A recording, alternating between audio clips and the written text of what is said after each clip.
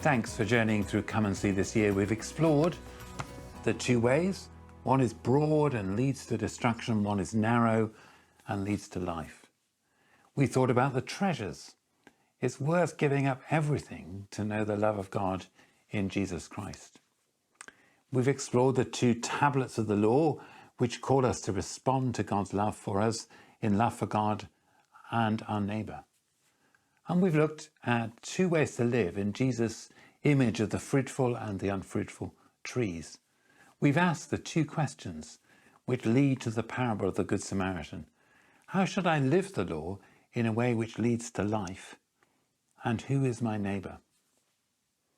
Most of these pairs and many more are found in the Gospel of Matthew in Jesus' own teaching. And Jesus ends the great Sermon on the Mount with another pair, another contrast. The contrast of the two houses and two house builders. One is wise, one is foolish. Everyone then who hears these words of mine and acts on them will be like a wise man who built his house on rock. The rain fell, the floods came, and the winds blew and beat on that house, but it did not fall because it had been founded on rock.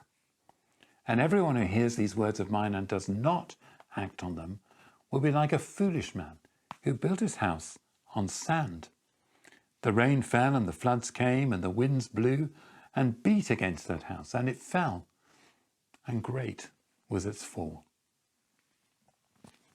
Sometimes the stories in the Gospels can become a bit too familiar and we lose their meaning.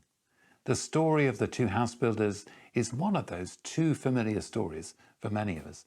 We read the story through the eyes of little children. Many of us will remember the action song which tells the story. The wise man built his house upon the rock. The rain came down and the floods came up. As the very last line, the house on the sand fell flat. The song is faithful to the original. This is a great passage for an all-age sermon in many ways, but, and I think it's a big but, I think Jesus' story is told for adults, not for children. I think Jesus is saying that the house in the story is the life we are building, seen across the whole span of our lives, the decisions we make, the way we live, our key decisions as families. What will all of that be based on? Will it be founded on the knowledge that God loves us powerfully and deeply and calls us to live in this way of love? I think Jesus is saying that this life is very difficult, that every life, every house we build will be tested. There will be rain and floods and wind all over the course of our life. Physical illness, mental health issues, relationship challenges, times of hardship. In those moments of real stress, many lives, many houses do fall. When that happens, there is tragedy and distress for those involved. Great will be the fall of it. But it is possible to build in such a way that the lives and the houses and the households we build will endure life's storms and provide a secure home for ourselves and for others. And the difference is the foundation on which we build. If we take the easy routes in our lives and build on the flat, tempting sand, which is smooth and easily moulded, then we might be able to build quickly. We might be able to build with the minimum of effort. But what we build will fall under any kind of rain or flood or wind. I spent several fun afternoons on the beach in St. Ives last year with 7 of my grandchildren. They were really good at building sandcastles, but not one of the sandcastles survived more than half an hour. The next day on the beach, it was as though they'd never been there. The sea came in, the cracks appeared, they were overwhelmed and destroyed. We were building with sand and on sand. Jesus says that to do that is to hear Jesus' words and not to do them, to walk away from the Gospels, from this course, from this Holy Week, and forget what we've learned. But there is another way. That way is to build on rock, to dig down and find a foundation, to anchor the superstructure of our lives on solid ground. One of the things I love to do is to walk around London. On every walk, there is building work going on, often big skyscrapers, apartment blocks, or offices of different kinds. If you look through the boards which surround a building site, you'll see in the first few months a deeper and deeper hole in the ground, an excavation. The bigger the building, the deeper the hole.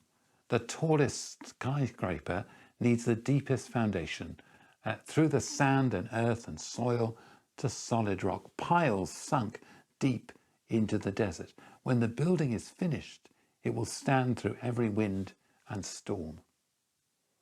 What kind of builder have you been in your life? Which kind do you want to be into the future?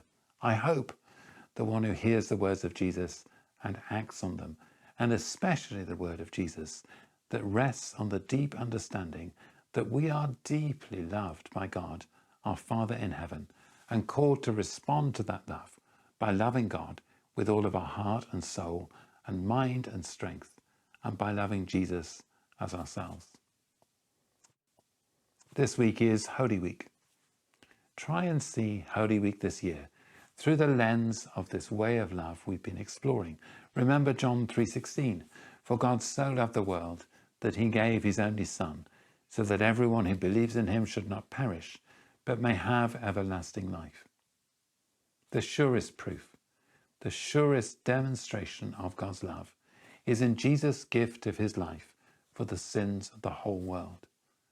Jesus himself says, "No one has greater love than this, to lay down one's life for one's friends. You are my friends, if you do what I command you." This is how we know that we are loved abundantly and beyond measure, that Jesus gives his life freely on the cross for us. Every year in Holy Week, we tell again this great story of love, which we call the Passion of Jesus. This season of the year is called Passion Tide. Passion means suffering, but it also means a great, deep, undying love, which leads Jesus to give up his life for us. Take a moment to look around you and think of the lives that you know. How many of them have fallen flat, crashed and burned by midlife? How many have been less than they could have been? The Church needs to recover confidence in the power of the Christian gospel to change lives for the better, to provide and offer that sure foundation in the storms and challenges of this world.